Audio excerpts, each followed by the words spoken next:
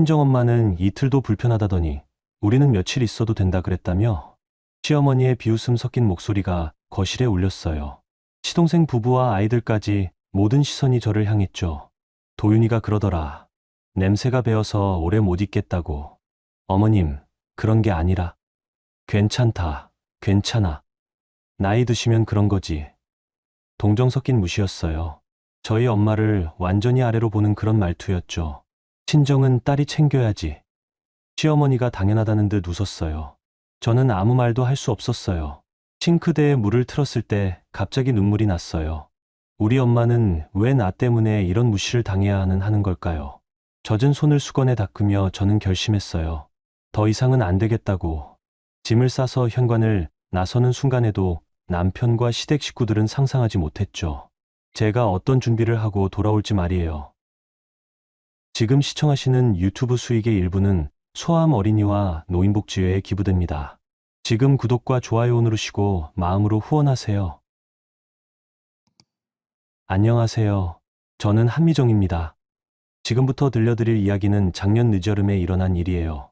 그때만 해도 저는 평범한 전업주부였죠. 경기도 광명에 있는 새 아파트에서 남편과 둘이 살고 있었어요. 결혼한 지 5년째였는데 은행을 그만두고 집에서만 지낸 지도 벌써 2년이 넘었었거든요. 그해 8월 말이었어요. 대구에 계신 엄마께서 서울로 올라오신다는 연락을 주셨죠. 무릎이 많이 아프셔서 큰 병원에서 수술 전 정밀 검사를 받으셔야 한다면서요. 엄마는 오래전부터 식당 일을 하셔서 무릎이 많이 상하셨거든요. 매일 서서 일하시고 무거운 것들도 들어 나르시고 그러셨으니까요. 미정아, 이틀만 신세 질게. 검사 받고 바로 내려갈 테니까 너무 부담스러워하지 마. 전화 속 엄마 목소리에는 미안함이 묻어 있었어요. 저한테 폐를 끼칠까봐 걱정하시는 게 느껴졌죠. 사실 엄마가 제 집에 오시는 건 결혼 후 처음이었어요. 그동안은 제가 내려가는 게 당연하다고 생각했었거든요. 엄마 무슨 말이야. 당연히 여기서 편히 쉬다 가면 되지. 그렇게 말은 했지만 마음 한편으로는 긴장이 됐어요. 남편 도윤이가 어떻게 생각할지도 걱정되고 엄마가 불편해하실까 봐도 걱정이었죠. 결혼하고 나서 늘 그랬어요. 양쪽 다 신경 쓰느라 마음이 편할 날이 없었거든요.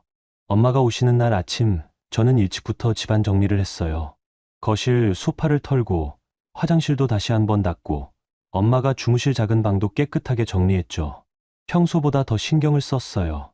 엄마께 제 집을 처음 보여드리는 거니까 딸이 잘 살고 있다는 걸 보여드리고 싶었거든요. 도윤이한테도 미리 말해뒀어요. 엄마가 이틀만 계시고 가신다고 불편하게 생각하지 말라고요. 도윤이는 당연하지, 뭔 소리야라고 했는데 그 표정이 영 시원하지 않더라고요. 뭔가 내키지 않는다는 기색이 살짝 보였어요. 오후 2시쯤 엄마가 도착하셨어요. 현관문을 열자마자 보인 엄마 모습에 가슴이 뭉클했어요. 무릎이 아프셔서 그런지 평소보다 조심스럽게 걸으시는데 양손에는 큰 보따리를 들고 계셨거든요. 엄마, 이게 다 뭐야? 아이고, 미정아, 집에서 곰탕 끓여서 가져왔다. 너희 둘이 먹으라고. 엄마는 냉동 포장된 곰탕 용기 여러 개와 각종 반찬, 그리고 한약 봉지까지 가져오셨어요. 무릎이 아픈데도 새벽부터 준비하셨을 생각에 눈시울이 뜨거워졌죠. 엄마, 몸이 아픈데 이런 것까지 준비하면 어떡해. 괜찮다, 괜찮아. 딸 집에 빈손으로 올 수는 없잖니. 엄마는 그렇게 말씀하시면서도 조심스러운 표정이셨어요. 제 눈치를 보시는 것 같기도 하고 낯선 환경이 어색하신 것 같기도 했죠. 평생 당신 집에서만 살아오셨는데 딸 집이라고 해도 결국은 사위 집이니까요. 엄마를 거실로 모시고 차를 끓여드렸어요. 엄마는 집 안을 둘러보시더니 참 깔끔하게 잘 꾸며놨다고 하셨죠. 그런데 계속 어딘가 어색해 보이셨어요. 소파에 앉으실 때도 조심스럽게 앉으시고 뭔가를 만질 때도 혹시 더러워질까봐 걱정하시는 것 같았거든요. 저녁 시간이 되어서 도윤이가 퇴근했어요. 현관문이 열리는 소리에 엄마는 얼른 자리에서 일어서셨죠. 박서방, 들어왔구나. 고생했어. 안녕하세요, 어머님. 도윤이는 평소와 다름없이 정중하게 인사를 드렸어요. 엄마도 깍듯하게 인사를 받으셨고요. 겉으로 보기에는 아무 문제 없는 평범한 사위와 장모의 만남이었죠. 박서방, 이틀만 있다 갈 테니까 불편하게 생각하지 마. 아니에요, 어머님. 편히 계세요. 도윤이는 웃으면서 대답했어요. 하지만 그 웃음이 뭔가 어색했어요. 평소 자연스러운 웃음과는 조금 다른 느낌이었거든요. 억지로 짓는 웃음 같다고 할까요? 엄마가 가져오신 약 봉지에서 한약 냄새가 살짝 났어요. 도윤이 얼굴을 찡그리는 게 보였죠. 아주 잠깐이었지만 저는 놓치지 않았어요. 그리고 엄마가 부엌 쪽으로 가셨을 때 도윤이가 살짝 인상을 찌푸리는 것도 봤거든요. 저녁 준비를 하면서 엄마가 가져오신 곰탕을 끓였어요. 진한 국물 냄새가 집 안가득 퍼졌죠. 엄마는 부엌에서 이것저것 도와주시려고 하셨는데 저는 말렸어요. 엄마는 앉아 있어. 내가 다 할게. 미정아, 내가 뭐라도 도와야지. 안 돼. 손님이 무슨 일을 해. 그런데 그때였어요. 거실에 앉아있던 도윤이의 표정이 조금씩 굳어지는 게 보였거든요. 엄마가 부엌에서 나오시는 걸음소리, 그리고 한약 냄새가 섞인 집안 분위기를 의식하고 있는 것 같았어요. 자꾸 시계를 보더라고요. 식사 시간에도 그 분위기는 계속됐어요. 엄마는 평소보다 말수가 적으셨고, 도윤이도 대답은 정중하게 하면서도 어딘지 모르게 거리감이 느껴졌거든요. 저는 그 사이에서 분위기를 띄우려고 이런저런 이야기를 꺼냈어요. 곰탕이 정말 맛있네요. 도윤이는 그렇게 말하면서도 눈살을 살짝 찌푸렸어요. 국물이 너무 진해서 그런 건지 아니면 냄새 때문인 건지 모르겠지만요. 고맙다, 박서방. 많이 먹어. 엄마는 그렇게 대답하셨지만 자꾸 제 눈치를 보셨어요. 뭔가 눈치채신 것 같았거든요. 도윤이가 별로 반가워하지 않는다는 걸 말이에요. 도윤이는 평소보다 일찍 식사를 마치고 안방으로 들어가 버렸어요. 피곤하다는 말만 남기고요. 엄마와 저는 혼자 설거지를 했는데 엄마가 한숨을 한번 푹 쉬시더라고요. 미정아, 내가 여기 있는 게 불편한가 보네. 무슨 말이야, 엄마. 그런 거 아니야. 아니다. 느껴져. 눈치 보이는 게. 엄마 목소리가 작아졌어요. 서운함과 미안함이 섞인 그런 목소리였죠. 저는 뭐라고 대답해야 할지 몰랐어요. 사실 도윤이가 불편해하는 게 느껴졌거든요. 엄마를 작은 방에서 주무시게 해드리고 저도 안방으로 들어갔어요. 도윤이는 침대에 누워 핸드폰을 보고 있었죠. 엄마, 검사 잘 받으시면 좋겠어. 그러게. 무릎이 많이 아프신가 봐. 대답은 했지만 도윤이 목소리에는 관심이 별로 없어 보였어요.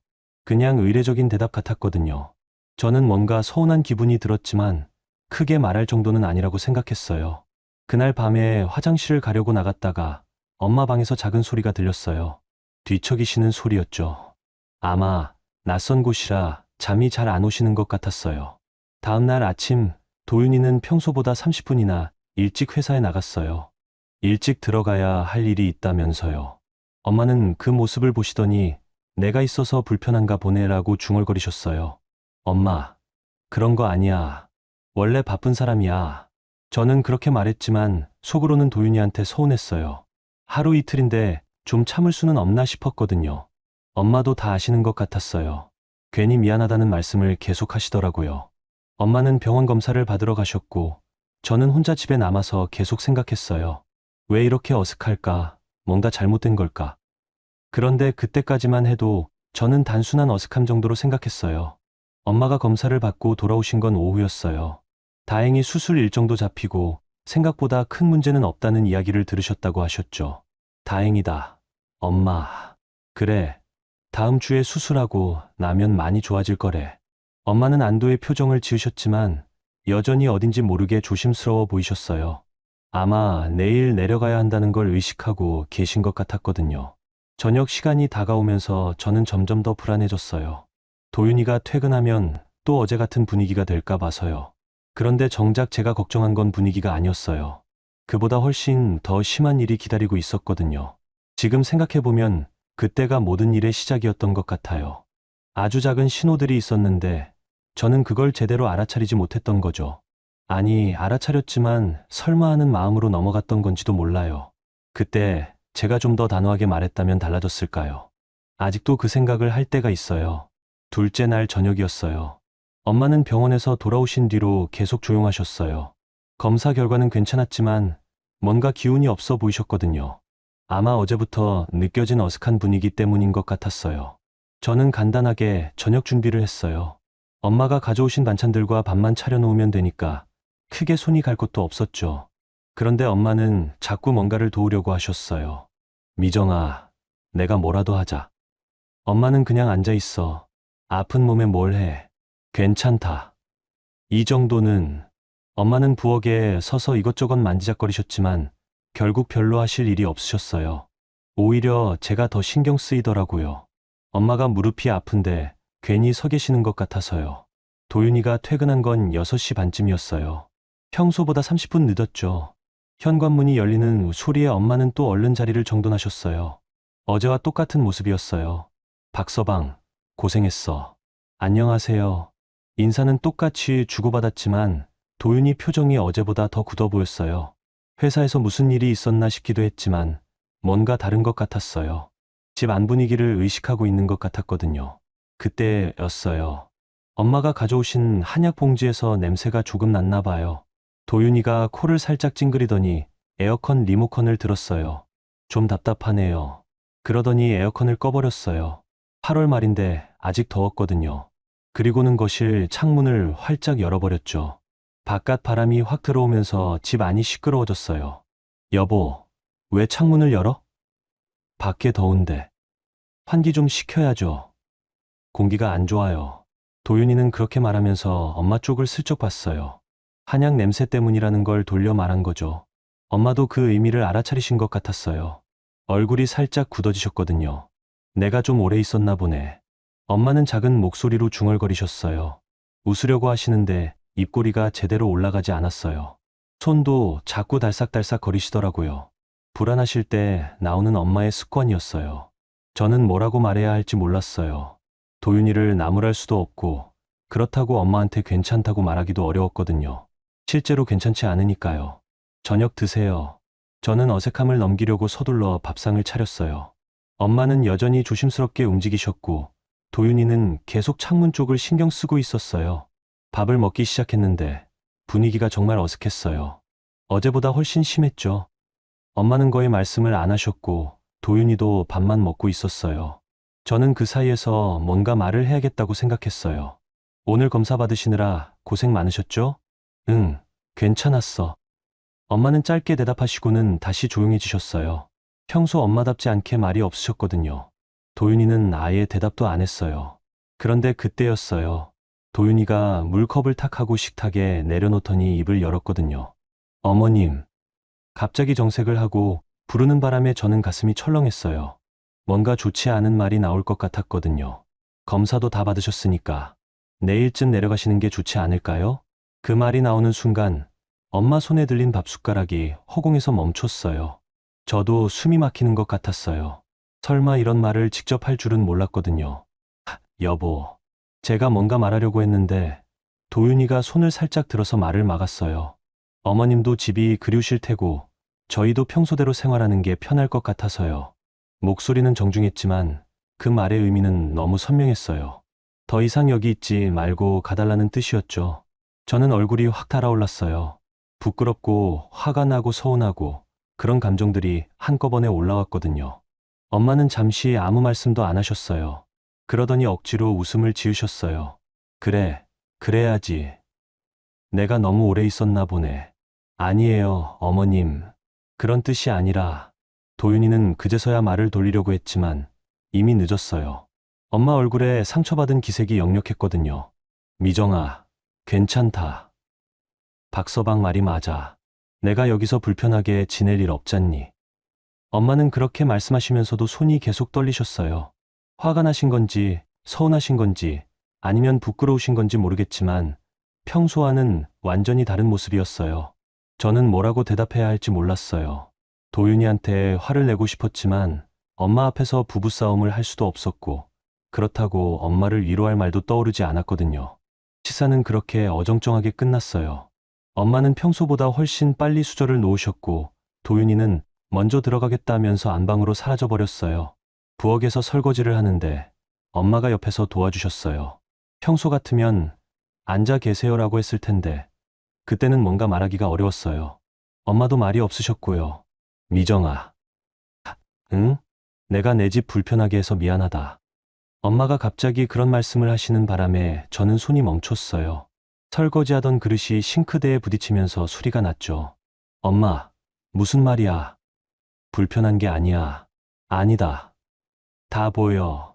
박서방이 싫어하는 게. 엄마 목소리가 떨렸어요. 억울하고 서운한 마음이 다 묻어나오는 그런 목소리였죠. 내일 아침 일찍 내려갈게. 첫 차 타고. 엄마, 괜찮다. 어차피 집이 그리웠어. 그렇게 말씀하셨지만 엄마 표정은 전혀 괜찮아 보이지 않았어요. 눈가가 빨갛게 되어 있었거든요. 그날 밤 저는 안방에서 도윤이와 마주 앉아 있었어요. 하지만 아무 말도 할 수 없었어요. 화가 나는데 어떻게 표현해야 할지 모르겠더라고요. 여보, 뭐. 도윤이는 핸드폰만 보고 있었어요. 제가 부르는데도 고개를 들지 않았죠. 너무했잖아. 뭐가? 엄마한테 그런 식으로 말하면 어떻게 해? 별로 심한 말 안 했는데 사실대로 말한 거잖아.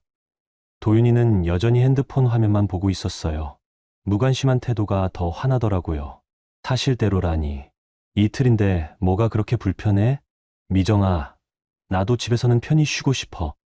어머님이 계시면 신경 쓰이잖아. 신경 쓰일 게 뭐 있어? 냄새도 나고 소리도 나고 그냥 불편해. 도윤이는 그렇게 말하면서도 미안한 기색이 전혀 없었어요. 오히려 당연하다는 듯이 말하더라고요. 저는 더 이상 말하고 싶지 않았어요. 말해봤자 소용없을 것 같았거든요. 그래서 그냥 화장실로 가서 세수를 했어요. 거울에 비친 제 얼굴이 초라해 보였죠. 다음날 새벽 엄마는 정말 일찍 일어나셨어요. 5시쯤부터 부스럭거리는 소리가 들렸거든요. 저도 일어나서 부엌으로 나갔어요. 엄마, 이렇게 일찍 왜 일어나셨어? 기차 시간이 있어서. 엄마는 벌써 짐을 다 싸놓으셨어요. 오실 때 들고 오신 보따리가 그대로 묶여 있었죠. 가져오신 반찬들도 거의 그대로 남아 있었어요. 엄마, 아침이라도 먹고 가요. 괜찮다. 기차에서 먹을게. 엄마는 그렇게 말씀하시면서도 저를 안아주셨어요. 오랫동안 꼭 안아주셨죠. 그때 엄마가 울고 계신다는 걸 알았어요. 어깨가 살짝 떨리고 있었거든요. 미정아, 네가 힘들겠다. 뭐가? 박서방하고 잘해라. 엄마는 더 이상 말씀하지 않으셨어요. 하지만 무슨 뜻인지 알겠었어요. 도윤이가 원래 이런 사람이 아니라는 걸 엄마도 아시겠더라고요. 택시를 불러서 엄마를 역까지 배웅해드렸어요. 첫 차는 7시 10분이었는데 6시 반에 집을 나가셨거든요. 그렇게 급하게 가실 이유가 없는데도요. 엄마, 수술 잘 받으세요. 나중에 내려갈게. 그래, 알겠다. 너도 몸 조심해. 엄마는 그렇게 말씀하시고는 택시에 타셨어요. 창문 너머로 보이는 엄마 모습이 너무 작아 보였어요. 뒷모습이 왠지 쓸쓸해 보이기도 했고요.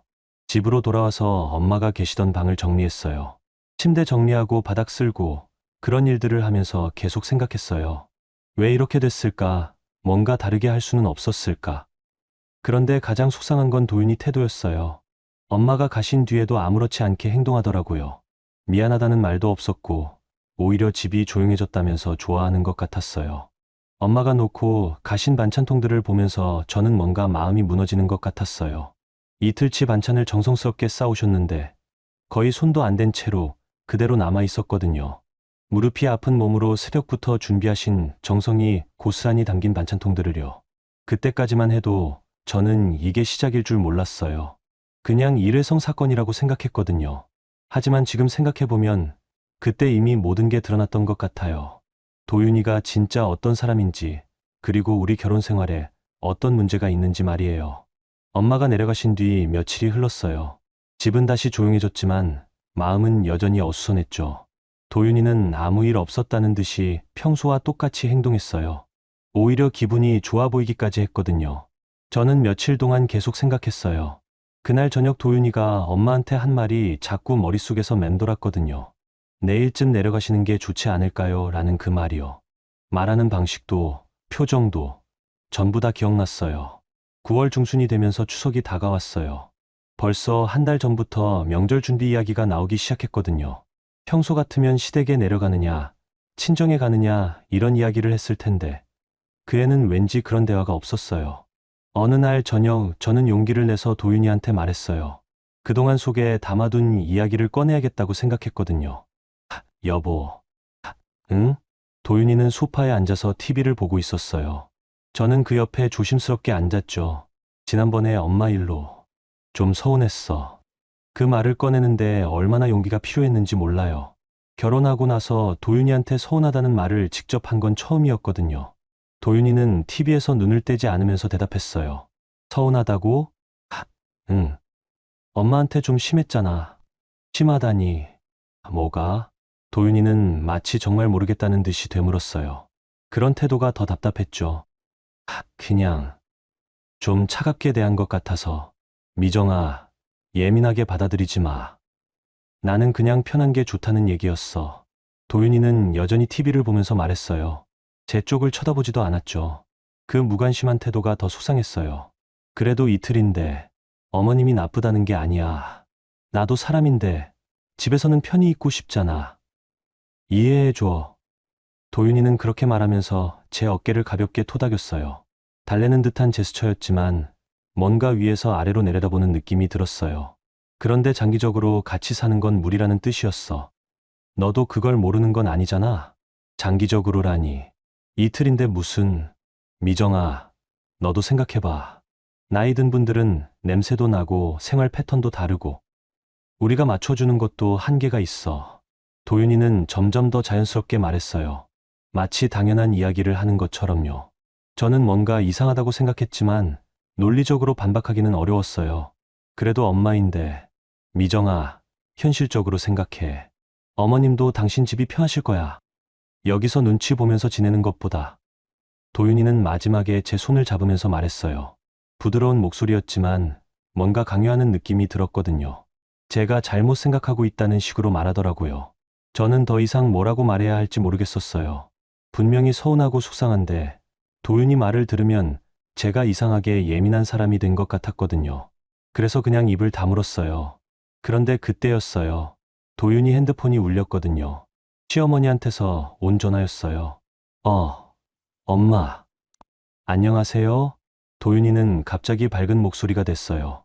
아까까지의 무표정한 얼굴이 환하게 바뀌더라고요. 마치 다른 사람이 된 것처럼요. 네, 잘 지내고 있어요. 도윤이는 전화를 받으면서 거실을 오갔어요. 저는 소파에 앉아서 그 모습을 바라봤죠. 뭔가 좋지 않은 예감이 들었어요. 예, 우리 집에요? 도윤이 목소리가 조금 높아졌어요. 놀란 것 같았죠. 아, 그래요? 네, 알겠습니다. 전화는 5분 정도 계속됐어요. 도윤이는 중간중간 네, 엄마라고 대답만 했어요. 뭔가 일방적으로 전달받는 분위기였거든요. 전화가 끝나고 도윤이가 저한테 왔어요. 표정이 묘하게 밝아 보였어요. 엄마가 추석에 올라온다고 하네. 예? 올해는 엄마랑 상우 형리가 우리 집에서 추석을 보낸대. 3박 4일 정도. 저는 깜짝 놀랐어요. 갑작스러운 얘기였거든요. 보통은 미리 상의를 하고 정하는 건데 일방적으로 통보받은 느낌이었어요. 갑자기요? 엄마가 올해는 위로 올라오고 싶다고 하시네. 우리 집도 구경하고 싶으시고. 도윤이는 그렇게 말하면서 웃었어요. 아주 자연스러운 웃음이었죠. 아까까지 제 엄마 이야기할 때와는 완전히 다른 반응이었어요. 상호 형네도 같이요? 응. 아이들도 데리고 온다고 하시네. 시동생 박상호하고 이선희는 아이가 둘 있었어요. 초등학교 2학년인 딸하고 5살 된 아들이요. 그러면 총 6명이 우리 집에 3박 4일을 머물겠다는 얘기였어요. 저는 당황스러웠어요. 우리 집은 방이 2개밖에 없는 작은 아파트였거든요. 6명이 지내기에는 너무 비좁았어요. 여보, 그럼 잘 곳이 거실에 매트리스 깔면 되지. 별로 어려울 것도 없어. 도윤이는 아주 간단하게 말했어요. 마치 당연한 일이라는 듯이요. 그런데 미리 상의는 안 하시고. 미정아, 가족인데 무슨 상의를 해. 엄마가 오시겠다는데 못 온다고 할 수는 없잖아. 도윤이는 제 말을 자르듯이 말했어요. 당연하다는 듯한 어조였죠. 저는 뭔가 이상했어요. 제 엄마가 이틀 있겠다고 했을 때는 그렇게 불편해했으면서 시어머니는 3박 4일을 아무렇지 않게 받아들이더라고요. 그런데 엄마는 이틀도. 그건 다르지. 우리 엄마는 원래 여기가 아들 집이라고 생각하시니까 편하게 계실 수 있어. 도윤이는 그렇게 말하면서 소파에 앉았어요. 정말 자연스럽게 말하더라고요. 마치 제 엄마와 시어머니를 다르게 대하는 게 당연하다는 듯이요. 그리고 엄마 오면 집이 좀 사람 사는 집 같겠네. 그 말을 들었을 때 저는 정말 충격을 받았어요. 사람 사는 집 같겠다는 게 무슨 뜻이었을까요? 지금까지 우리가 사람답게 살지 않았다는 뜻일까요? 아니면 제 엄마가 계셨을 때는 사람 사는 집이 아니었다는 뜻일까요? 무슨 뜻이야? 제가 그렇게 물어보자 도윤이는 웃으면서 대답했어요. 그냥 활기가 생기겠다는 얘기지. 아이들도 있고 사람도 많고. 그럼 엄마가 계셨을 때는 미정아, 왜 자꾸 그런 식으로 받아들여? 나는 그냥 좋다는 얘기를 한 거야. 도윤이는 약간 짜증스러운 표정을 지었어요. 제가 트집을 잡는다는 듯한 얼굴이었죠. 저는 더 이상 말하고 싶지 않았어요. 말하면 할수록 제가 이상한 사람이 되는 것 같았거든요. 하지만 마음속에서는 뭔가가 서늘하게 식어 내려가는 걸 느꼈어요. 그날 밤, 저는 잠을 잘 수 없었어요. 계속 생각이 났거든요. 제 엄마한테는 내일쯤 내려가시는 게 좋지 않을까요? 라고 했던 도윤이가 시어머니한테는 편하게 계세요 라고 말하는 모습이요. 그리고 사람 사는 집 같겠다는 그 말이 계속 맴돌았어요. 그럼 제 엄마가 계셨을 때는 뭐였을까요? 사람 사는 집이 아니었을까요? 다음 날 아침, 도윤이는 평소보다 기분이 좋아 보였어요. 콧노래까지 부르더라고요. 미정아, 추석 준비 미리 해야겠다. 장 볼 것도 많고. 응. 저는 짧게 대답했어요. 아직 마음이 정리되지 않았거든요. 아, 그리고 엄마한테 미리 말해둬야겠다. 방 정리도 하고. 도윤이는 그렇게 말하면서 핸드폰을 들었어요. 시어머니한테 전화하려는 것 같았죠. 엄마, 저예요. 네, 다시 생각해보니까 우리 집에 오시는 게 좋을 것 같아요. 도윤이는 정말 다정한 목소리로 말했어요. 제 엄마한테 할 때와는 완전히 다른 톤이었거든요. 네, 편하게 계세요. 우리가 다 준비할게요. 그 모습을 보면서 저는 깨달았어요. 이 집에서 내 편은 정말 아무도 없구나 하는 생각이 들었거든요. 도윤이에게는 우리 엄마와 미정이 엄마가 완전히 다른 사람이었어요. 같은 상황에서도 전혀 다른 기준을 적용하고 있었죠. 저는 그때 처음으로 결혼 생활에 대해 진지하게 의문을 가지기 시작했어요. 과연 이게 정상적인 결혼 생활일까? 제가 너무 예민한 걸까? 아니면 정말 뭔가 잘못된 걸까? 하지만 그때까지는 아직 참을 수 있다고 생각했어요. 결혼 생활이라는 게 원래 이런 건가 보다. 시간이 지나면 나아질 거다. 이런 식으로 스스로를 달래고 있었거든요. 추석이 2주 앞으로 다가왔어요. 도윤이는 매일 시어머니와 통화하면서 준비 이야기를 했어요. 무엇을 사야 하고, 어떻게 해야 하고, 그런 것들을 상세하게 의논하더라고요. 저는 그 모습을 보면서 계속 생각했어요. 제 엄마가 오셨을 때도 이렇게 했다면 얼마나 좋았을까. 하지만 그런 가정은 의미가 없었어요. 이미 일어난 일이니까요. 그리고 저는 아직 몰랐어요. 정말 큰 일은 추석 때 일어날 거라는 걸 말이에요. 그때까지의 일들은 단순한 서곡에 불과했다는 것을요. 추석 연휴가 시작됐어요. 9월 29일 토요일 아침이었죠. 저는 새벽부터 일어나서 집안 정리를 했어요. 시어머니 김영희와 시동생 부부, 그리고 아이 둘까지 총 5명이 오기로 했거든요. 거실에 매트리스를 깔고 이불도 새로 꺼내놨어요. 부엌에는 며칠치 식재료를 준비해뒀죠. 도윤이도 평소보다 일찍 일어나서 청소기를 돌리고 있었어요. 우리 엄마 오시는 거라 좀 신경 써서 해야지. 도윤이는 그렇게 말하면서 평소에는 만지지도 않던 걸레질까지 했어요. 제 엄마 오실 때와는 완전히 다른 모습이었죠. 9시쯤 현관벨이 울렸어요. 도윤이가 달려가서 문을 열었어요. 엄마, 오셨어요. 아이고, 우리 도윤이. 김영희 시어머니가 들어오셨어요. 68세인데 목소리가 아직 힘차셨죠. 뒤이어 박상호 시동생과 이선희 형수님, 그리고 아이들까지 우르르 들어왔어요. 현관이 금세 복잡해졌어요. 신발들이 어지럽게 벗겨져 있고 큰 가방들이 바닥에 놓여 있었거든요. 아이들은 신나서 이리저리 뛰어다니기 시작했어요. 어머님, 안녕하세요. 저는 정중하게 인사를 드렸어요.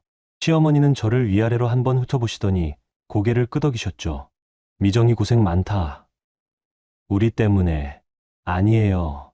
편히 계세요. 그런데 말이야. 시어머니는 거실로 들어가시면서 주위를 둘러보셨어요. 그러더니 갑자기 웃으시더라고요. 친정엄마는 이틀도 불편하다더니 우리는 며칠 있어도 된다 그랬다며? 그 말을 들었을 때 저는 가슴이 철렁했어요. 도윤이가 시어머니한테 그런 이야기를 했다는 뜻이었거든요. 제 엄마가 이틀 계시면서 불편했다는 걸 말씀드렸다는 거죠. 어머님, 제가 뭔가 말하려고 했는데 시어머니는 손을 흔들면서 웃어넘기셨어요. 괜찮다. 괜찮아. 이해해. 친정하고 시댁은 다르니까. 그렇게 말씀하셨지만 그 웃음 뒤에는 뭔가 다른 의미가 있는 것 같았어요. 비아냥거리는 듯한 느낌이었거든요. 이선희 형수님은 아이들을 달래느라 바빴어요. 5살 민준이가 계속 울고 있었거든요. 민준아, 그만 울어. 할머니 집이야. 싫어. 집 가고 싶어. 아이는 계속 울면서 소파를 발로 찼어요. 7살 수진이는 벌써 냉장고를 열어보고 있었고요. 수진아, 함부로 만지면 안 돼. 저는 조심스럽게 말했지만 시어머니가 먼저 말씀하셨어요. 괜찮다. 괜찮아. 여기가 할머니 집인데 뭘 못 만져. 아이들은 그 말을 듣고 더욱 신나게 집 안을 뛰어다녔어요. 거실에서 숨바꼭질도 하고 소파에서 뛰어내리기도 했죠. 점심 준비를 해야겠다고 생각해서 부엌으로 갔어요. 그런데 시어머니도 따라오셨더라고요. 미정아, 뭐 준비했어? 갈비찜이랑 잡채 만들려고 했어요. 아, 그래? 좋네. 시어머니는 냉장고를 열어보시면서 이것저것 확인하셨어요. 그러더니 갑자기 중얼거리시더라고요. 그런데 친정 쪽은 정말 냄새가 심했나 봐. 네. 저는 무슨 말씀인지 몰라서 되물었어요. 도윤이가 그러더라. 그 집은 냄새가 배어서 오래 못 있겠다고. 그 순간 저는 손에 들고 있던 당근이 떨어질 뻔했어요. 도윤이가 시어머니한테 제 친정 이야기를 그렇게 했다는 게 믿어지지 않았거든요. 어머님, 그런 게 아니라. 아니야, 괜찮다고. 나이 드시면 그런 거지. 우리도 언젠가는 그렇게 될 거야. 시어머니는 이해한다는 듯이 말씀하셨지만 그 말투에는 동정 섞인 무시가 묻어 있었어요. 제 엄마를 완전히 아래로 보는 그런 느낌이었죠. 거실에서 도윤이가 웃는 소리가 들렸어요. 시동생과 뭔가 즐겁게 이야기하고 있는 것 같았어요. 여긴 엄마 집이랑 다르지. 마음껏 쉬어. 도윤이 목소리가 들렸어요. 정말 편안하고 다정한 목소리였죠. 제 엄마한테 했던 차가운 말투와는 완전히 달랐어요. 그러게, 여기는 진짜 우리 집 같아. 시동생도 웃으면서 대답했어요. 그들에게는 정말로 이 집이 친정집이나 다름없었나 봐요. 저는 부엌에서 혼자 채소를 썰고 있었어요. 손이 떨려서 칼질이 제대로 안 됐어요. 시어머니 말이 자꾸 머릿속에서 맴돌았거든요. 그 집은 냄새가 배어서 오래 못 있겠다는 그 말이요. 그때 시어머니가 또 말씀하셨어요. 그래도 이제는 괜찮겠네. 우리가 자주 올라와서 집 분위기도 바꿔주고. 네, 집이 너무 조용하면 안 되잖아. 사람 사는 냄새가 나야지. 또다시 냄새 이야기였어요. 제 친정은 냄새가 나서 못 견디겠는데 시댁은 사람 사는 냄새가 나야 한다는 거죠. 같은 냄새인데 어떻게 이렇게 다르게 표현할 수 있을까요?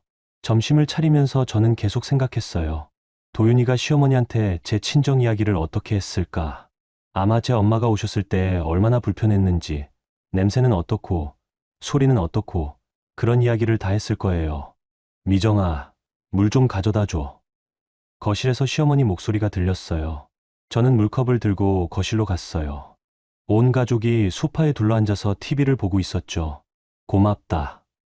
시어머니는 물을 받아 드시면서 다시 말씀하셨어요. 그런데 친정 어머니는 언제 수술하신다고 했지? 다음 주요. 아이고, 무릎 수술이 쉬운 게 아닌데. 나이도 있으시고 잘 되실 거예요. 그래도 걱정이네. 혼자 계시면 누가 돌봐드려?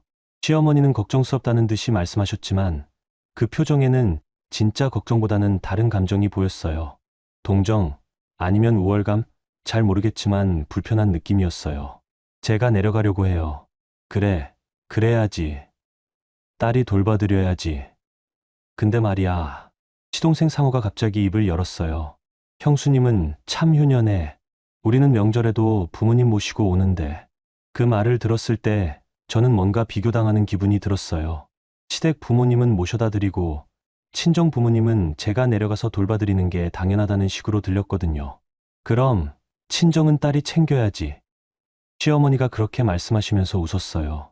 당연하다는 듯한 웃음이었죠. 저는 그때 화장실에 가고 싶다고 말하고 자리를 벗어났어요. 더 이상 그 대화를 듣고 있을 수가 없었거든요.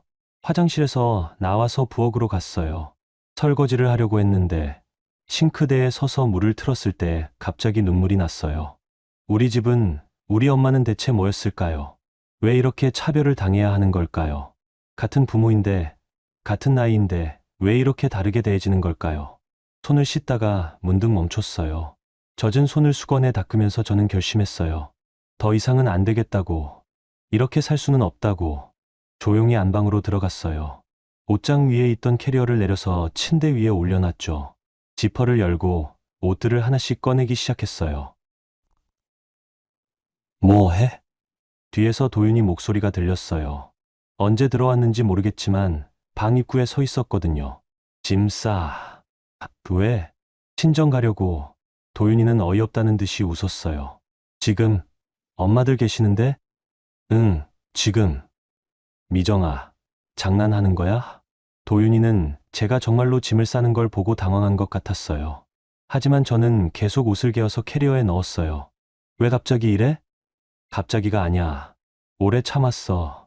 뭘 참았다고. 여보. 저는 손을 멈추고 도윤이를 똑바로 봤어요. 시어머니한테 우리 엄마 이야기 뭐라고 했어? 도윤이 얼굴이 순간 굳었어요. 들킬 줄 몰랐나 봐요. 무슨 말이야? 냄새 난다고 했지. 오래 못 있겠다고 했지. 미정아. 제발 거짓말하지 마. 저는 계속 옷을 정리하면서 말했어요. 도윤이는 아무 말도 못하고 서 있었죠. 거실에서 아이들 우는 소리와 시어머니 웃는 소리가 들렸어요. 그들은 정말 편안하게 지내고 계셨어요. 자기 집처럼 말이에요. 하지만 저는 더 이상 여기서 그런 모습을 지켜볼 수 없었어요. 5년 동안 참았지만 이제 정말 끝이었어요. 여기까지였어요. 그날 밤 11시쯤 저는 대구에 도착했어요. 친정집은 오래된 다가구 주택 3층이었어요. 좁은 계단을 올라가면서 캐리어 끄는 소리가 유난히 크게 들렸죠. 초인종을 누르자 엄마가 나오셨어요. 잠옷 차림이었는데 제 모습을 보시더니 눈이 커지셨어요. 미정아, 이게 무슨... 엄마, 들어가도 돼?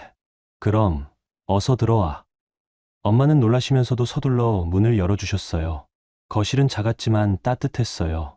오래 써서 낡은 소파와 작은 TV, 그리고 식탁이 전부였지만 마음이 편해지더라고요. 설마 그냥 놀러 온 건 아니겠지. 엄마는 제 캐리어를 보시더니 표정이 심각해졌어요. 딸이 밤늦게 짐을 들고 나타났으니 평범한 일은 아니라는 걸 직감하신 거죠. 앉아. 차부터 마시자. 엄마는 말씀을 안 하시고 부엌으로 가셨어요. 보리차를 끓이는 소리가 들렸죠. 저는 소파에 앉아서 주위를 둘러봤어요. 여기가 제가 자란 곳이었어요. 좁지만 제 편인 사람들이 있는 곳이었죠. 엄마가 차를 가져다 주시고 제 옆에 앉으셨어요. 이제 말해봐. 무슨 일이야? 저는 천천히 이야기를 시작했어요. 엄마가 서울에 오셨던 일부터 도윤이가 어떻게 했는지, 오늘 시어머니가 뭐라고 했는지 하나씩 차근차근 말씀드렸죠. 처음에는 담담하게 말했어요. 울지도 않고 화내지도 않고 그냥 사실들을 나열하듯이 말씀드렸거든요. 하지만 말하다 보니 제 목소리도 조금씩 떨리더라고요. 그 집은 냄새가 배어서 오래 못 있겠다고 했다는 거야? 엄마 목소리에 분노가 섞였어요. 차분하신 엄마가 화를 내시는 걸 오랜만에 봤죠. 응. 아이고, 미정아, 네가 너무 참았구나. 엄마는 제 손을 잡으시면서 한숨을 푹 쉬셨어요. 미안하다는 표정이었어요. 딸이 그런 일을 당하는데 아무것도 해드릴 수 없었다는 게 죄송하신 것 같았거든요. 그때 오빠 집에서 자던 조카 현우가 일어나서 나왔어요. 25살 된 현우는 회계사 준비를 하고 있었거든요. 이모 왔어요? 응, 현우야. 현우는 늦은 시간인데도 저희 대화에 관심을 보였어요. 그래서 간단하게 상황을 설명해 줬죠. 이모부가 그랬다고요? 진짜 어이없네. 현우는 화가 난 표정을 지었어요. 어렸을 때부터 저를 잘 따랐던 조카였거든요. 근데 이모, 그럼 이모부 월급이랑 집 대출이랑 다 이모 머릿속에 있는 거죠? 현우의 갑작스러운 질문에 저는 고개를 끄덕였어요. 당연하지. 은행에서 5년 일했는데 그때였어요. 엄마와 현우가 서로 눈을 마주치더니 의미 있는 표정을 지었거든요. 미정아, 넌 원래 숫자에 강했잖아. 엄마가 갑자기 옛날 이야기를 꺼내셨어요. 아버지 가게 장부도 네가 정리했고, 아버지는 작은 철물점을 하셨어요. 오빠는 공부만 하고 저는 고등학교 때부터 아버지 가게 장부를 정리해 드렸거든요. 복잡한 외상거래나 재고 관리 같은 것들을 말이에요. 은행에서도 여신심사했잖아. 대출 서류 수백 건 받고. 맞았어요. 저는 은행에서 개인 대출부터 기업 대출까지 온갖 서류를 검토했었어요. 소득증명서, 재산증명서, 신용조회 그런 것들을 보는 게 일이었죠. 이모, 그럼 정말 모든 걸 다 아시는 거네요. 현우가 신기해하면서 말했어요. 집이 누구 명의인지, 대출이 얼마나 남았는지, 이모부가 매달 얼마나 벌고 얼마나 쓰는지. 응, 다 알아. 그렇게 대답하면서 저는 뭔가 깨달았어요. 저한테도 무기가 있다는 걸 말이에요. 5년 동안 숨죽이고 살면서 잊고 있었지만 저는 원래 이런 일에 능한 사람이었어요. 미정아. 엄마가 진지한 표정으로 말씀하셨어요. 이번엔 참지 마. 네가 받은 만큼 돌려줘. 엄마. 딸이 저렇게 무시당하는데 엄마가 가만히 있을 수는 없어. 엄마 목소리에는 단호함이 있었어요. 평소 온순하신 엄마가 이렇게 말씀하시는 걸 처음 들었거든요. 근데 어떻게 해야 할지. 이모, 복수 같은 건 생각하지 마세요. 현우가 갑자기 말을 끊었어요. 복수는 감정적인 거고 실수하기 쉬워요. 그냥 정리하세요. 정리? 네. 이모가 그 집에 투자한 시간이랑 돈이랑 정확하게 계산해서 돌려받는 거예요. 현우는 회계 공부를 하고 있어서 그런지 현실적으로 말했어요. 법적으로 이모 몫이 얼마인지, 재산 분할하면 얼마나 받을 수 있는지 다 계산해 보세요. 그 말을 듣는 순간 저는 마음이 차분해졌어요. 화가 나고 억울한 감정들이 정리되기 시작했거든요. 맞아요. 복수가 아니라 정리였어요. 제가 그 집에서 5년간 투자한 모든 것들을 정확히 계산해서 제 몫을 찾아오는 거였죠. 그날 밤 저는 오랜만에 푹 잤어요. 어렸을 때 쓰던 제 방에서 제 이불을 덮고 자니까 마음이 편했거든요. 누구 눈치 볼 필요도 없고 조용히 해야 한다는 스트레스도 없었어요. 다음 날 아침 엄마는 제가 좋아하는 미역국을 끓여주셨어요. 미정아, 이제 어떻게 할 거야? 차근차근 준비해 볼게요. 저는 그렇게 대답하면서 속으로 계획을 세우기 시작했어요. 억울한 며느리가 아니라 치밀한 계획자의 마음으로 말이에요. 추석 연휴 둘째 날 아침, 저는 일찍 일어나서 작은 책상 앞에 앉았어요. 어렸을 때 숙제하던 그 책상이었죠. 서랍에서 공책 한 권과 펜을 꺼내서 정리를 시작했어요. 첫 번째는 집 관련 서류였어요. 결혼할 때 친정에서 준 자금이 3천만 원, 제가 은행에서 모은 돈이 2천만 원이었거든요. 총 5천만 원을 계약금으로 넣었는데 등기상으로는 도윤이 단독 명의였어요. 당시에는 아무 생각 없이 그렇게 했어요. 부부니까 누구 명의든 상관없다고 생각했거든요. 하지만 지금 생각해보니 그게 첫 번째 실수였어요. 미정아, 뭘 그렇게 열심히 써? 엄마가 아침 준비를 하시면서 물어보셨어요. 계산 좀 해보는 거예요. 그래, 천천히 해. 급할 것 없어. 엄마는 더 이상 묻지 않으시고 부엌으로 가셨어요. 저를 믿고 맡겨주시는 것 같았어요. 두 번째는 대출 상환 내역이었어요. 매달 200만 원씩 원리금을 갖고 있었는데 이 중에서 절반인 100만 원은 제 명의 통장에서 자동 이체되고 있었거든요. 5년간 6천만 원을 제가 낸 셈이었어요. 세 번째는 생활비였어요. 결혼하고 나서 저는 전업주부가 됐지만 가계부는 제가 썼거든요. 매달 들어가는 돈, 나가는 돈을 다 기록했어요. 그 중에서 시댁으로 간 돈들을 하나씩 찾아봤죠. 시어머니 용돈으로 매달 50만 원, 시동생 상호 부부 도움으로 여기저기 보낸 돈이 연간 1천만 원 정도였어요. 아이 학원비, 급하게 필요하다는 생활비, 명절 때 주는 돈까지 합치면 더 많았죠. 놀라운 건 이 모든 돈이 제 통장에서 나갔다는 거예요. 도윤이는 자기 월급은 자기가 관리하고 집 관련 비용만 제 계좌로 넣어줬거든요. 그러니까 시댁에 주는 돈은 모두 친정 돈이나 제가 번 돈으로 나간 셈이었어요. 점심 먹고 나서 저는 가까운 법률사무소를 찾아갔어요. 대구 시내 한복판에 있는 작은 사무소였어요. 젊은 변호사 한 분이 상담을 해주셨죠. 이혼 상담이신가요? 아직 그 단계는 아니고요. 일단 제 권리가 어디까지인지 알고 싶어서요. 저는 준비해간 자료들을 꺼내서 보여드렸어요. 집 등기부등본, 대출 서류, 계약 당시 자금 출처 증명서, 그리고 5년간의 통장 이체 내역까지요. 변호사는 제 자료를 보더니 놀란 표정을 지었어요. 자료 정리가 거의 사무장 수준이네요. 은행에서 일했어서 이런 건 익숙해요. 아, 그러시구나. 그럼 말씀드리기 쉽겠네요. 변호사는 찬찬히 설명해 주셨어요. 혼인 중 취득한 재산은 기여분에 따라 분할할 수 있고 계약금 출처를 증명할 수 있다면 그 부분은 특유재산으로 인정받을 가능성이 높다고 했어요. 특히 부인께서 대출 상환에 기여한 부분은 명확하게 입증되니까 재산 분할 시 상당히 유리하실 거예요. 그럼 제가 받을 수 있는 몫이 얼마나 될까요? 정확한 계산은 감정을 받아봐야겠지만 현재 시세로 봤을 때 최소 1억 2천만 원에서 1억 5천만 원 정도는 될 것 같습니다. 생각보다 큰 금액이었어요. 저는 그냥 제가 낸 돈만 돌려받으면 된다고 생각했는데 5년간 관리하고 가꾼 부분까지 인정받을 수 있다는 거였어요. 사무소를 나와서 걸어가면서 저는 계속 생각했어요. 5년 동안 제가 얼마나 많은 걸 투자했는지, 그리고 그동안 얼마나 무시당했는지 말이에요. 집에 돌아와서 엄마한테 상담 결과를 말씀드렸어요. 엄마는 처음에는 금액을 듣고 놀라셨어요. 그렇게 많이? 네. 제가 생각했던 것보다 훨씬 많아요. 그럼 이제 어떻게 할 거야? 명절 끝나기 전에 준비를 다 마치려고 해요. 그날 저녁 저는 서류들을 다시 한번 정리했어요. 복사해야 할 것, 공증받아야 할 것, 추가로 확인해야 할 것들을 리스트로 만들었죠. 그러면서 깨달았어요. 복수는 소리 지르고 화내는 게 아니라는 걸 말이에요. 치밀하게 준비하고 정확한 근거를 가지고 조용히 판을 뒤집는 거였어요. 다음 날부터 저는 본격적으로 움직였어요. 시청에 가서 등기부등본을 다시 떼고 은행에 가서 거래의 내역을 상세히 출력했어요. 결혼 당시 친정에서 준 돈의 출처도 다시 확인했죠. 아버지 통장에서 제 계좌로 이체된 기록, 그 돈이 집 계약금으로 사용된 기록, 모든 게 명확하게 남아 있었어요. 은행에서 일한 경험이 도움됐어요. 어떤 서류가 필요한지, 어떻게 준비해야 하는지 다 알고 있었거든요. 며칠 동안 대구와 서울을 오가면서 필요한 서류들을 모았어요.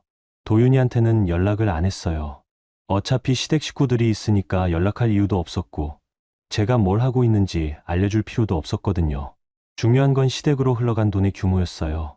정확히 계산해 보니 5년간 약 4천만 원 정도가 시댁 관련 비용으로 나갔더라고요.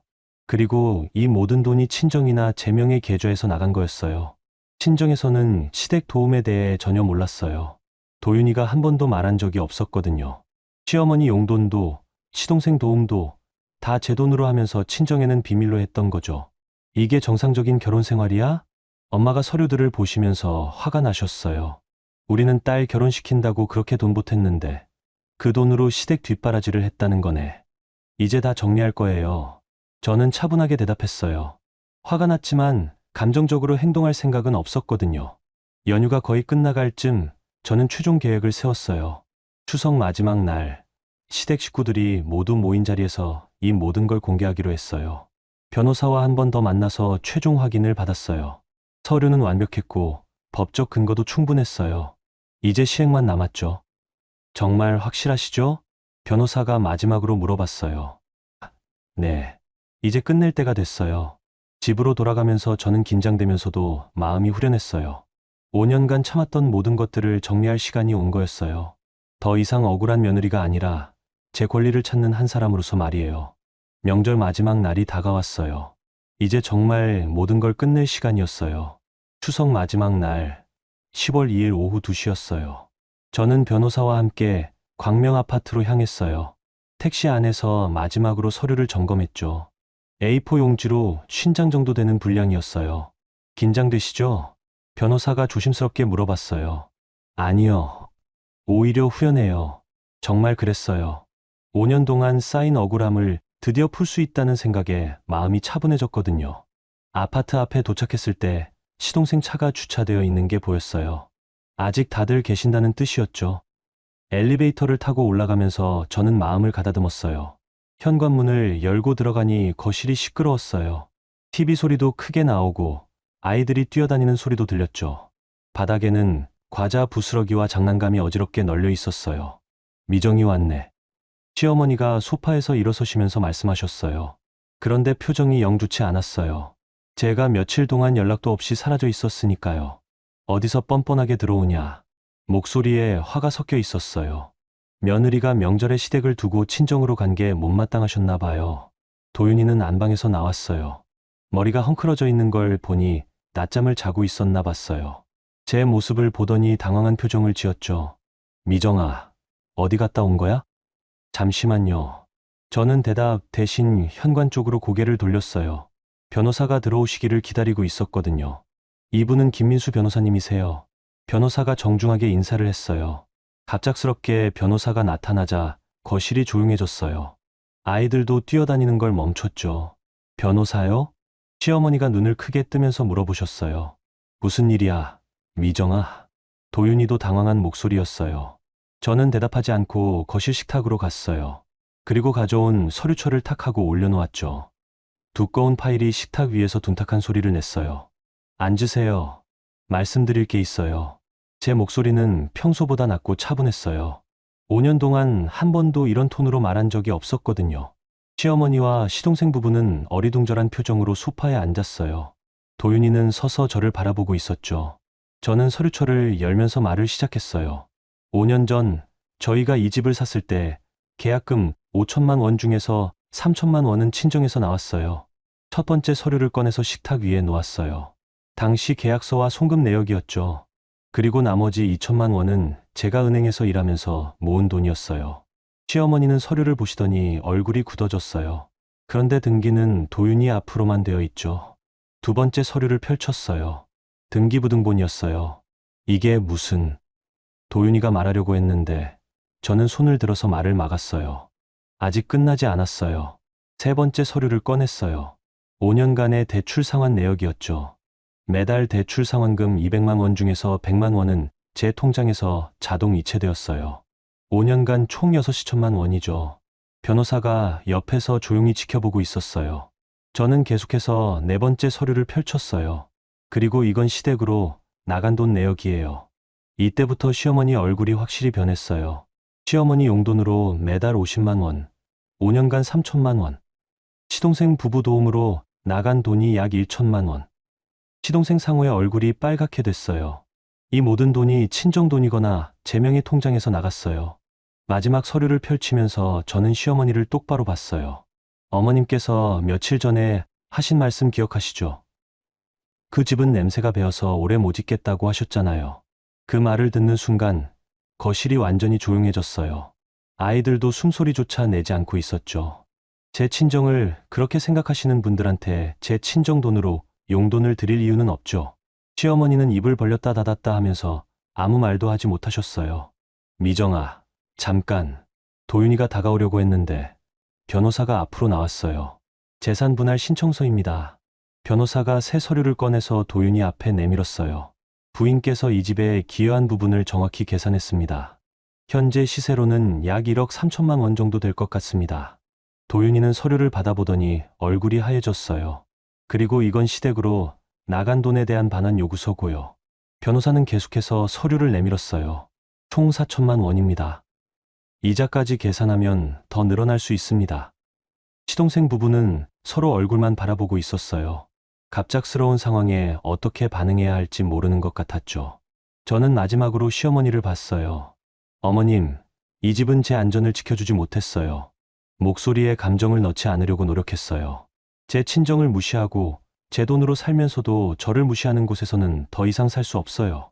시어머니는 여전히 말을 못하고 계셨어요. 그러니까 이제 제 몫만 가져가겠어요. 어머님은 아들 집으로 가세요. 그 말에 시어머니가 드디어 입을 열었어요. 미정아, 이게 무슨... 어머님, 더 이상 말씀하지 마세요. 저는 단호하게 말을 끊었어요. 5년 동안 충분히 참았어요. 이제 각자 책임지고 살아가시면 됩니다. 변호사가 시계를 보더니 저에게 눈짓했어요. 예정된 시간이 된 것 같았어요. 서류는 일주일 안에 검토하시고 연락 주세요. 변호사는 명함을 도윤이한테 건네주고는 일어났어요. 저도 자리에서 일어났어요. 더 이상 이 자리에 있을 이유가 없었거든요. 미정아, 어디 가는 거야? 도윤이가 소리쳤지만 저는 뒤돌아보지 않았어요. 현관에서 신발을 신으면서 마지막으로 거실을 봤어요. 시댁 식구들이 모두 멍하니 앉아 있었죠. 아무도 움직이지 않고 있었어요. 이제부터는 각자 책임지고 사세요. 그것이 제가 그 집에서 한 마지막 말이었어요. 엘리베이터를 타고 내려가면서 저는 깊게 숨을 쉬었어요. 5년 동안 쌓였던 무거운 짐을 드디어 내려놓은 기분이었거든요. 변호사는 택시 안에서 말했어요. 정말 깔끔하게 정리하셨네요. 고맙습니다. 앞으로는 어떻게 하실 거예요? 새로 시작할 거예요. 그날 밤, 저는 대구 친정에서 엄마와 마주 앉아 차를 마셨어요. 모든 게 끝났다는 안도감과 함께 새로운 시작에 대한 기대감이 들었어요. 이제 좀 살 것 같니? 엄마가 조심스럽게 물어보셨어요. 네. 이제 진짜 제 인생을 살 수 있을 것 같아요. 창밖으로는 가을비가 조용히 내리고 있었어요. 모든 것을 씻어내는 것 같은 비였죠. 그로부터 몇 달이 흘렀어요. 지금은 2024년 가을, 다시 추석이 다가오고 있어요. 하지만 이번엔 완전히 다른 추석이죠. 저는 대구 지하철 2호선 경대병원역 근처에 있는 작은 아파트에서 살고 있어요. 재산 분할로 받은 1억 3천만 원과 친정에서 다시 돌려받은 자금을 합쳐서 엄마와 함께 살 집을 마련했거든요. 32평짜리 아파트예요. 크지는 않지만 방 2개의 거실, 부엌이 넉넉해서 엄마와 저에게는 충분했어요. 무엇보다 이 집은 완전히 저희 이름으로 되어 있어요. 대출도 없고 누구한테 눈치 볼 일도 없죠. 작년 12월에 모든 법적 절차가 끝났어요. 도윤이는 처음엔 변호사를 통해서 재산 분할 금액을 줄이려고 했었어요. 하지만 제가 준비한 서류들이 너무 완벽해서 별다른 이의를 제기할 수 없었죠. 특히 친정돈의 출처와 제가 대출 상환에 기여한 부분이 명확하게 증명됐거든요. 은행에서 일한 경험이 정말 도움됐어요. 어떤 서류가 법적 효력이 있는지, 어떻게 정리해야 하는지 다 알고 있었으니까요. 시댁으로 나간 돈은 절반 정도 돌려받았어요. 시어머니가 처음엔 완강하게 거부하셨지만 변호사가 법적 조치를 취하겠다고 하니까 결국 합의를 보게 됐죠. 시동생 부부는 분할해서 갚기로 했어요. 엄마는 작년 가을에 무릎 수술을 잘 받으셨어요. 재활도 순조롭게 진행돼서 지금은 집 안에서 천천히 걸어 다니실 수 있어요. 오늘도 부엌에서 저희 점심을 준비하고 계시더라고요. 미정아, 차 한잔 할까? 오후 3시쯤 엄마가 거실로 나오시면서 말씀하셨어요. 창밖으로 가을 햇살이 부드럽게 들어오고 있었죠. 노을이 지기 시작하는 시간이었어요. 좋아요. 저는 책상에서 일어나서 소파로 갔어요. 요즘 저는 집에서 일을 하고 있거든요. 동네 자영업자들 장부를 정리해 주는 일이에요. 처음에는 지인 소개로 한두 곳 시작했는데 입소문이 나면서 일이 계속 늘어났어요. 은행에서 쌓은 경험이 정말 도움이 됐죠. 복잡한 세무 처리나 대출 상담까지 해드릴 수 있으니까 사장님들이 만족해 하세요. 지금은 단골 고객이 10곳 정도 돼요. 작은 카페부터 동네 마트, 미용실, 치킨집까지 다양해요. 매달 정기적으로 장부를 정리해드리고 세금 신고 시기에는 더 바빠지죠. 온라인으로도 강의를 조금씩 시작했어요. 생활 속, 재무관리라는 주제로 주부들을 대상으로 하는 강의였죠. 가계부 쓰는 법부터 대출 관리, 재산 정리하는 방법까지 실용적인 내용들이요. 첫 강의 때는 참가자가 5명뿐이었어요. 하지만 지금은 한 번에 30명까지 신청을 받아요. 제 경험담을 들으면서 용기를 얻는 분들이 많더라고요. 요즘 일이 많이 들어오네. 엄마가 차를 우리시면서 물어보셨어요. 보리차에서 고소한 향이 올라왔어요. 네, 다행히 꾸준히 있어요. 이번 달 수입이 거의 400만 원 될 것 같아요. 이야, 많이 벌었네. 우리 딸 정말 대단하다. 이제 시작인걸요. 내년에는 사업자 등록도 내고 제대로 해볼까 생각 중이에요. 엄마는 뿌듯해하는 표정이셨어요. 딸이 혼자서도 잘 살아갈 수 있다는 게 안심이 되시나 봐요. 저는 요즘 정말 만족스러운 생활을 하고 있어요. 아침에 일어나서 엄마와 함께 아침을 먹고, 오전에는 일을 하고, 오후에는 엄마와 차를 마시거나 동네를 산책해요. 명절도 이제는 부담이 아니에요.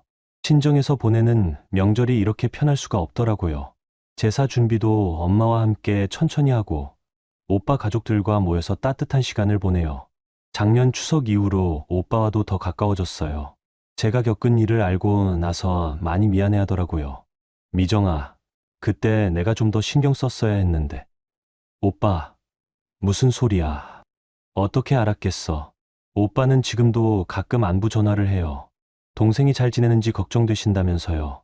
가족의 소중함을 새삼 느껴요. 그런데 미정아, 엄마가 갑자기 진지한 표정을 지으셨어요. 후회는 안 해. 뭐려? 결혼 정리한 거 말이야. 저는 잠시 생각해 봤어요. 정말 후회가 되나? 아니요. 전혀 안 해요. 정말 그랬어요. 5년 동안 참고 사는 것보다 용기 내서 제 인생을 되찾은 게 훨씬 나았어요. 처음엔 무서웠지만 지금은 확신해요. 잘한 일이라고. 도윤이하고는 작년 겨울에 모든 정리가 끝났어요. 재산 분할도 제가 요구한 대로 받았고 시댁으로 나간 돈도 상당 부분 돌려받았어요. 변호사 말로는 생각보다 순조롭게 진행됐다고 하더라고요. 마지막에 도윤이가 직접 연락을 했어요. 1월 중순이었죠. 미정아, 다시 한번 생각해보자. 우리 처음부터 시작하면 안 될까? 전화 너머 목소리가 많이 지쳐 보였어요. 혼자 사는 게 힘들어진 것 같았죠. 이미 끝난 일이에요. 미정아, 제발. 도윤 씨, 더 이상 연락하지 마세요. 우리는 이제 남남이에요. 그 한마디로 모든 게 정말 끝났어요. 그 이후로는 연락이 한 번도 없었어요. 요즘은 가끔 새로운 만남에 대해서도 생각해봐요. 아직 38살이니까 새로 시작할 수 있잖아요. 온라인 강의에 참석하는 분들 중에 괜찮은 분들도 계시고, 일 관련해서 만나는 사업자 중에도 좋은 분들이 있어요. 하지만 급하지는 않아요. 지금처럼 엄마와 함께 지내는 시간도 소중하고, 무엇보다 저 혼자서도 충분히 행복하거든요. 어제는 옆집 아주머니가 이런 말씀을 하시더라고요. 미정이 너, 요즘 표정이 많이 밝아졌다. 정말 그런 것 같아요. 거울을 보면 예전보다 얼굴에 생기가 도는 게 느껴져요. 누구 눈치 보지 않고 제 마음대로 살 수 있다는 게 이렇게 기분 좋은 일인 줄 몰랐어요. 오늘도 새로운 의뢰가 하나 들어왔어요. 카페를 운영하는 젊은 사장님인데 재무 관리가 너무 복잡해서 도움이 필요하다고 하시더라고요. 엄마, 내일 카페 사장님 만나러 가야 해요. 그래, 열심히 해라. 우리 딸 실력 좋다고 소문 나겠네. 엄마는 자랑스러워하시면서 웃으셨어요. 딸이 능력 있게 일하는 모습을 보시니까 기분이 좋으신 것 같았어요. 저녁에 동네를 산책하면서 생각했어요. 작년 이맘때만 해도 저는 다른 사람이었어요. 남편 눈치, 시댁 눈치 보면서 숨죽이고 살던 사람이었죠. 그런데 지금은 완전히 달라졌어요. 제 이름으로, 제 집에서, 제 능력으로 살아가고 있어요. 더 이상 누구의 며느리도 아니고, 누구의 부속품도 아니에요. 며칠 후면 추석이에요. 작년 추석이 제 인생의 전환점이었다면, 올해 추석은 새로운 시작을 확인하는 날이 될 것 같아요. 엄마와 단둘이 보내는 첫 번째 추석이지만 전혀 외롭지 않아요. 오히려 마음이 따뜻하고 편해요. 오빠 가족들도 오기로 했거든요.